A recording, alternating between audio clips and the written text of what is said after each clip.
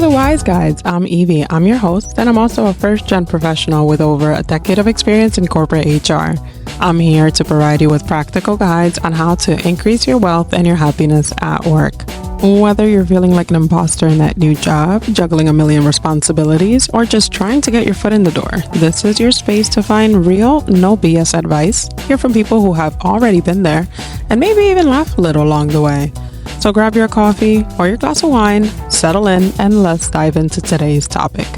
You are exactly where you need to be.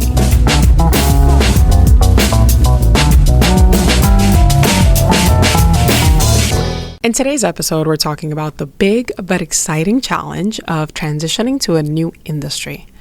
If you're feeling stuck, looking for new opportunities, or simply ready for a change, making a career pivot can be really scary. But today, we're going to break down how to make a successful pivot, the mindset needed, and the practical steps that you need to transition into a new industry with confidence. Let's jump in.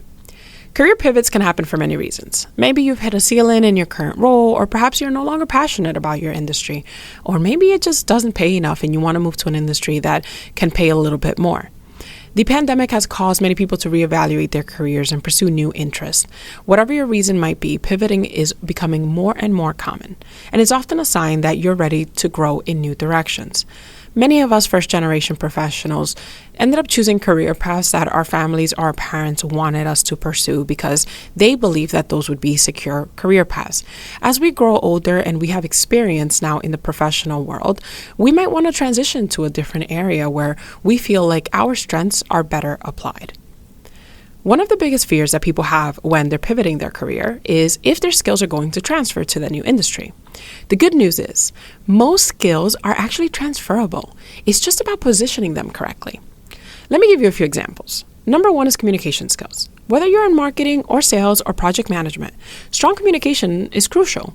You can demonstrate your ability to collaborate, lead meetings, and handle clients in nearly every single industry. Another one is problem solving. Many industries value the ability to solve complex problems. If you've developed solutions in your current role, if you highlight that, the experience is going to show as transferable for your next role in a new industry. Another one is leadership and teamwork. Leadership qualities, whether they're formal or informal, are always in demand across multiple industries. If you've mentored others, led projects, this is all things that you can take with you into a new field. Now, the next step is about rebranding yourself. If you're transitioning into the new industry, you want to repackage your skills. You want to repackage your experience and your story so that it aligns with your new career goals so that you can actually get into that industry. The first thing you want to do is you want to update your resume. You want to highlight some of those transferable skills and reframe your experience in ways that can actually align to your new industry. In my accomplishments tracker that's available on workwiseguide.com and also available in the show notes, you can actually use that accomplishments tracker along with some AI to reframe the things that are included in your resume so that you can highlight those transferable skills in the right way for the job that you're applying to. You want to focus on the accomplishments that can apply universally, like project management or data analysis. For two, you want to refresh your LinkedIn profile. Your LinkedIn profile is one of the first places the hiring managers will always look. So you need to make sure that it's up to date with your new goals and skills. You want to write a summary that clearly states your intention to pivot and why you're a strong fit for this new industry. Number three is you want to start building a personal brand. Whether it's through blogging, creating content, or networking on social platforms, you want to show a growing interest and expertise in the new industry. Think of maybe going on LinkedIn and liking certain publications that are associated with that new industry. Think of taking certifications that are available online that align with the new industry. Think of creating some kind of online platform like a blog or a portfolio that highlights your strengths for that new industry potentially. Once you've decided that you want to make a pivot and where you want to go, you need to immerse yourself in the new industry. This is where you want to take courses or certifications because upskilling yourself is essential when you want to enter a new field. Look for online courses or certifications that can help you bridge the knowledge gap. Some platforms like Coursera, LinkedIn Learning, or even industry-specific courses can give you the foundation that you need. Things like the PMP certification for somebody who wants to go into project management is a really good thing to have into your belt. Next is networking. You want to connect with professionals already in that industry. Ask for informational interviews so that you can learn more about their roles and the challenges that they face. You want to use LinkedIn, professional groups, and industry events so that you can start building those connections. Think of attending conferences maybe that are specific to that industry. That's going to allow you to network with people that are already in those shoes and that could provide you a day in the life of what it looks like to be in that job. Number 3 is gaining experience.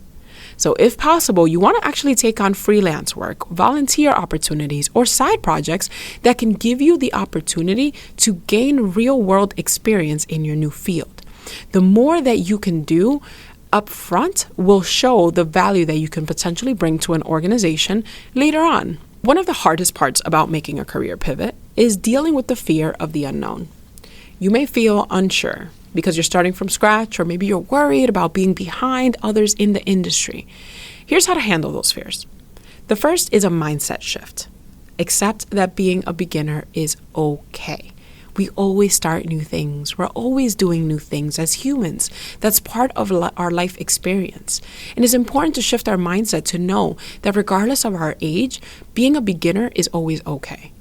A growth mindset, knowing that you can always learn and have neuroplasticity, can actually help you see this as a learning opportunity instead of feeling like you're taking a step backward. Number 2 is you want to build resilience. You want to embrace the challenges ahead and view each one as another way to build resilience and character. You want to remind yourself of your long-term goals and why you're making the change in the first place. A book recommendation that can support you in your journey is Pivot by Jenny Blake. This book offers practical, actionable guides for making career pivots. Blake provides strategies on how to find clarity, make smart decisions, and thrive in your new career. Making a career pivot is a bold move, but it's one that can lead to incredible growth and fulfillment. Remember to leverage your transferable skills, immerse yourself in the new industry, and rebrand yourself confidently. These are all important steps that you need to take so that you can feel supported as you make that necessary career pivot.